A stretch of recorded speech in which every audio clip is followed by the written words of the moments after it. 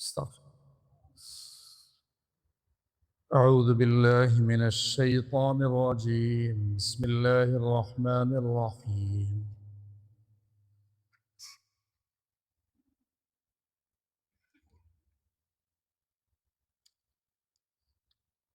وإذا لقوا الذين آمنوا قالوا آمنا وإذا خلا بعضهم إلى بعض قالوا أتحدثونهم بما فتح الله عليكم ليحاجوكم به عند ربكم أفلا تعقلون أولا يعلمون أن الله يعلم ما يسرون وما يعلنون ومنهم أميون لا يعلمون الكتاب إلا أماني وإن هم إلا يظنون। ইহুদি জাতিরা তাদের গোমরাহি এবং তাদের অবাধ্যতা, তাদের নাফরমানির চিত্র আল্লাহ তাআলা বর্ণনা করছেন এখানে। কারণ তাদের সাথে আমাদের এই জাতিদের সাথে অনেক মিল থাকবে, যেহেতু এই দুই জাতি ইহুদি, নাসারা আর মুসলমান। আমাদের পূর্ববর্তী ধর্ম ছিল হযরত ঈসা আলাইহিস সালামের ধর্ম। এই জন্য ওই জাতির উম্মতেরা কি থাকবে অনেক, ওটার নামে আর কি, যেমন খ্রিস্টান যাদেরকে বলা হয়। এর আগে হযরত মুসা আলাইহিস সালাম, তিনিও আল্লাহ তাআলার নবী ছিলেন, তিনার অনুসারী ইহুদি তাদেরকে বলা হয়, তারাও থাকবে যেমন ইহুদিরা আছে। এদের কাছে যেহেতু একসময় সত্যিকারের দিন ছিল, সত্য দিন ছিল, কাজেই তারা মানুষদেরকে বিভ্রান্ত করা এটার সম্ভাবনা বেশি। কারণ ওদেরও তো কিতাব ছিল, ওদের নবী ছিল, এটা তো মিথ্যা না। তারা বলবে যে ঈসা আলাইহিস সালামকে তোমরাও মানো, কোরআন শরীফে আছে। মুসা আলাইহিস সালামের কথা তো কোরআনে আসছে, সবচেয়ে বেশি বার ওনার নাম আসছে। তো এরা এইভাবে মুসলমান বা পরবর্তীদেরকে তাদের ধর্মের বিভিন্ন কথা বলে তাদের ধর্ম তাদেরকে নিতে পারে বা মানুষকে বিভ্রান্ত করতে পারে।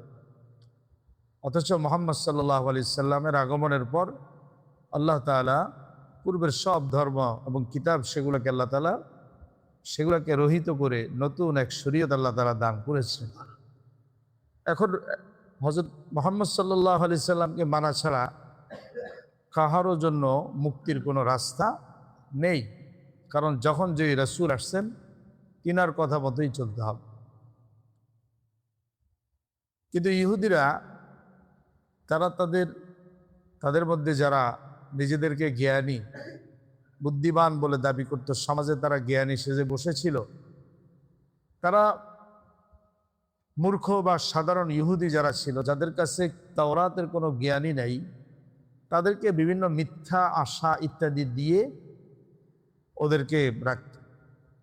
এইভাবে তাদের কাছে বিভিন্ন মিথ্যা কথাবার্তা বলে আশা জুগিয়ে, যেমন এই একটা মিথ্যা আশা জোগাইতো, যার এই ইহুদিরা ছাড়া কেউ জান্নাতে যাবে না, তোমরা এটার উপরেই থাক, এগুলা বল, তো তোমরা ঠিকের উপর আসছো, মুসলমান এরা সঠিক না, নাউজুবিল্লাহ। এভাবে ওরা তো সাধারণরা তো আর জানতো না কিতাবে কি আছে, এভাবে কিছু মিথ্যা আশা দিত, ইহুদিরা ছাড়া কেউ জান্নাতে যাবে না। আল্লাহ। এবং আপনার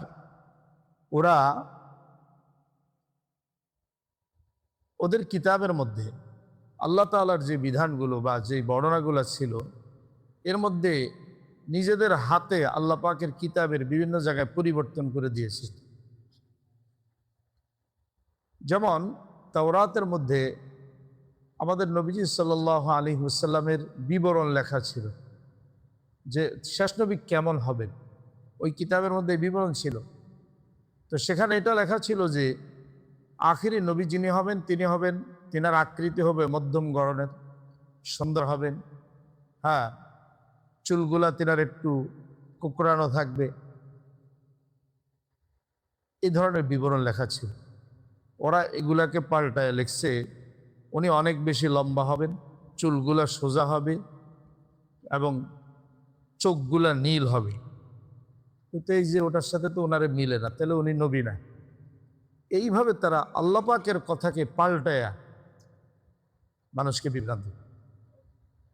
কথা বুঝে আসছে?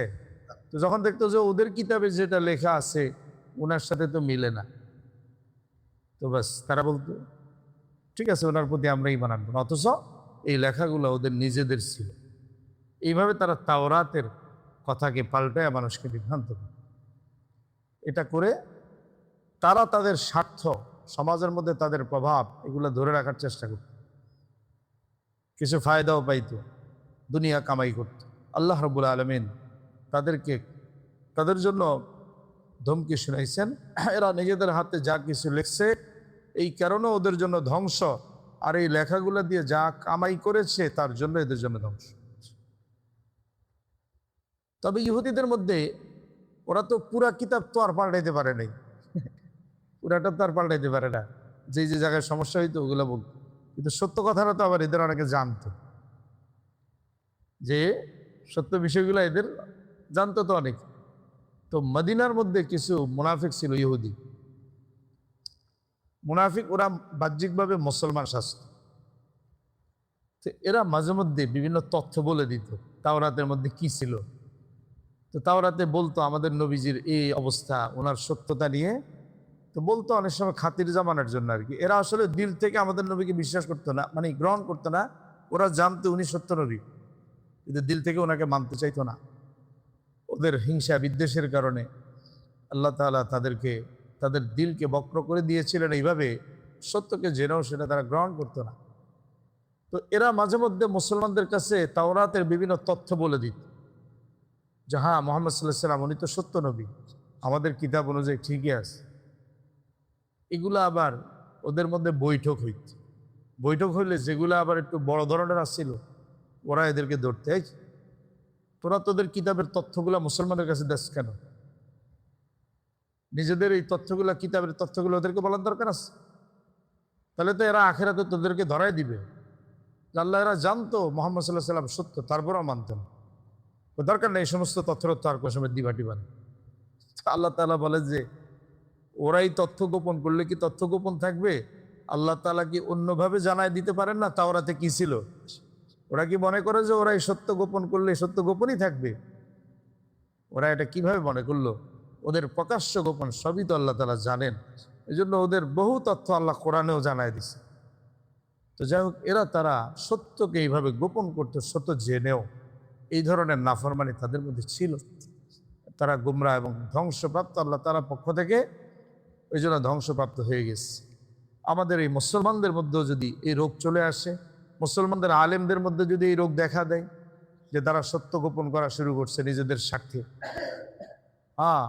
সাধারণদেরকে তারা এরকম মিথ্যা আশ্বাস দিয়ে রাখলো, আসলে সত্য আরেকটা, নিজেদের পকেট ভারী করার জন্য বা যে কোনো কাজেই হোক, তাহলে তাদের জন্য সে একরকম ধ্বংসের কথা আসছে। এই জন্য আল্লাহ তাআলা এই বিষয়গুলা উল্লেখ করে এই উম্মতের আলেম সাধারণ সবাইকে সতর্ক করেছে। وَإِذَا لَقُوا الَّذِينَ آمَنُوا قَالُوا آمَنَّا, মুনাফিকরা যারা ইহুদি ছিল, এরা যখন মুসলমানদের সাথে মিলতো তো বলতো, আরে আমরা তো ঈমান এনেছি, আমরা বিশ্বাস করি, হ্যাঁ উনি নবী। ওয়াইদা খালা বা'দুহুম, ওনার এই তথ্য আমাদের কিতাবের মধ্যে আছে। কিন্তু ওয়াইদা খালা বা'দুহুম ইলা বা'দিন, কিন্তু ওরা এই ইহুদি মুনাফিকরাই যখন আবার অন্যদের সাথে, তাদের অন্য যারা আছে তাদের সাথে একান্তে মিলিত হতো, ক্বালু, তারা বলতো, আতুহাদ্দিসুনাহুম বিমা ফাতাহাল্লাহু আলাইকুম, এই তোমরা মুসলমানদের কাছে ওই তথ্য বলে দিচ্ছ যেগুলো আল্লাহ শুধু তোমাদেরকে জানাইছিলেন, শুধু তোমাদের কিতাবে আসছিল, এগুলো বলতে যাও কেন এদেরকে? এগুলা গোপন রাখো। এগুলো কি রাখো? গোপন রাখো। এগুলা তাদের কাছে বলতে যাও কেন যেগুলো কেবল আল্লাহ তোমাদের কাছেই প্রকাশ করছেন? ওরা মনে করছে এগুলো আল্লাহ মনে আর কারো কাছে বলবে না, ওদের এটা গোপনই থাকবে। কি থাকবে? লিউহাজ্জুকুম বিহি ইনদা রাব্বিকুম, কেন এগুলা মুসলমানদের কাছে পেশ করো? তোমাদের নিজেদের তথ্যগুলা কেন তুলে দাও? তাহলে তো তারা তোমাদের রবের কাছে তোমাদের বিরুদ্ধে অভিযোগ বা মামলা এরকম দলিল কায়েম করতে পারবে যে এরা জেনেও সত্যকে গ্রহণ করে নেয়। এইভাবে তারা গোপনে গেলে একে অপরকে এইভাবে তিরস্কার করতো। আর কোনো সময় তোমরা তাওরাতের কোনো তথ্য মুসলমানদেরকে বলতে যাও না, তাহলে তো ইসলামের সত্যতা প্রকাশ পেয়ে যাবে, ইসলাম যে সত্য দিন এটা প্রকাশ পেয়ে যাবে, আমাদের তো স্বার্থের উপর আঘাত আসবে।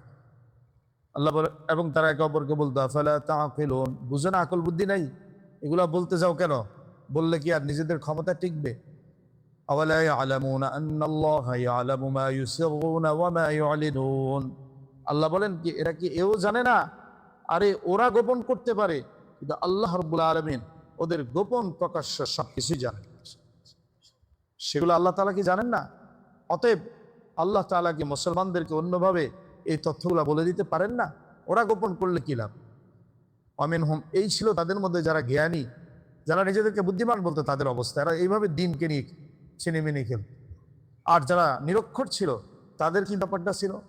ওয়ামিনহুম উম্মিয়ুনা লা ইয়ালামুনাল কিতাবা, আল্লাহ বলেন যে এদের মধ্যে আরেক কিছু লোক ছিল যারা নিরক্ষর, যাদের কাছে কিতাবের কোনো এলেম ছিল না, তাওরাতের কোনো জ্ঞানই ছিল না। ইল্লা আমানিয়া, কেবল কিছু মিথ্যা আশা এদের কাছে ছিল। ওদের ধর্মগুরুরা এদেরকে মিথ্যা আশাগুলা দিত, বলতো যে ইহুদিরাই জান্নাতে যাবে, তোমরা যতই পাপ করো বাপদাদারা সব আল্লাহর কাছে মাফ করাই দিব, যা ইচ্ছা করতে থাকো। এরকম কিছু মিথ্যা আশা দিত। কি দিত? যে তোমাদের পূর্বপুরুষরা তোমাদেরকে মাফ করাই দিবে।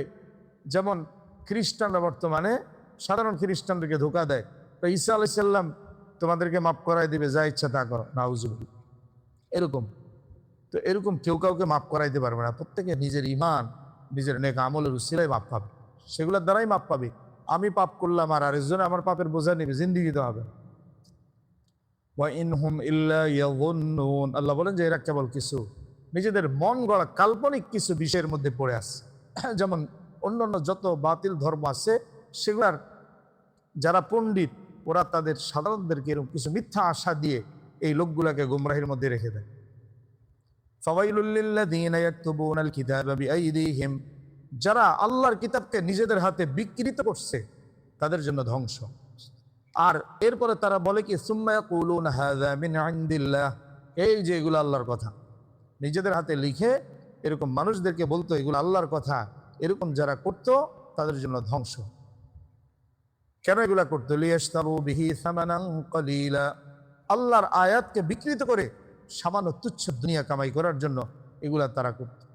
ফাওয়াইলুল লাহুম মিম্মা কাতাবাত আইদিহিম, ধ্বংস তাদের জন্য যা কিছু তারা লিখেছে নিজেদের হাতে আর এগুলো আল্লাহর কিতাব বলে চালিয়ে দিয়েছে, এর জন্য ধ্বংস।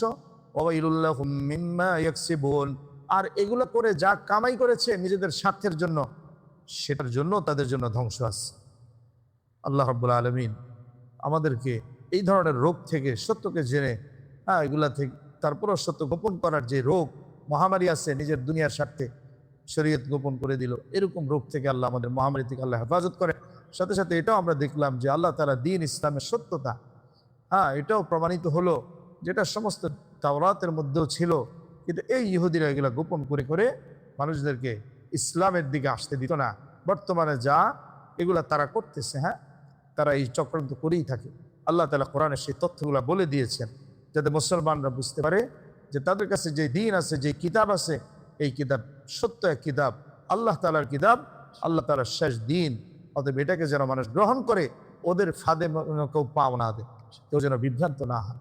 আল্লাহ তাআলা আমাদেরকে বুঝার, দ্বীন ইসলামের উপর অটল অবিচলতা দান করেন। মুসলমানদেরকে যারা ধোঁকাবাজি প্রতারণা করে মুসলমানদেরকে দ্বীন ইসলাম থেকে অন্যদিকে সরায় নেয়, ওই সকল প্রতারকদের প্রতারণা থেকে মুসলমানদেরকে হেফাজত করেন। মুসলমানদের ঈমান আমলের আল্লাহ তাআলা হেফাজত করেন। নিজেদের ঈমান আমল হেফাজতের জন্য মুসলমানদেরকে আরো বেশি সোচ্চার থাকার তৌফিক দান করেন। শয়তানের ধোঁকা, নফসের ধোঁকা, নিজের স্বার্থে এগুলোর কারণে যেন দ্বীন ঈমানের পথ থেকে আমরা না সরে যাই, আল্লাহ আমাদেরকে সকলকে সে তৌফিক দান করেন। আল্লাহ তাআলা সত্য দ্বীনের উপর আমাদেরকে মজবুতি নসিব করেন, আমাদের পরিবার পরিজনকে মজবুতি নসিব করেন। সুবহানাল্লাহ। ওয়ালাইকুম আসসালাম। ওয়ালাইকুম আসসালাম।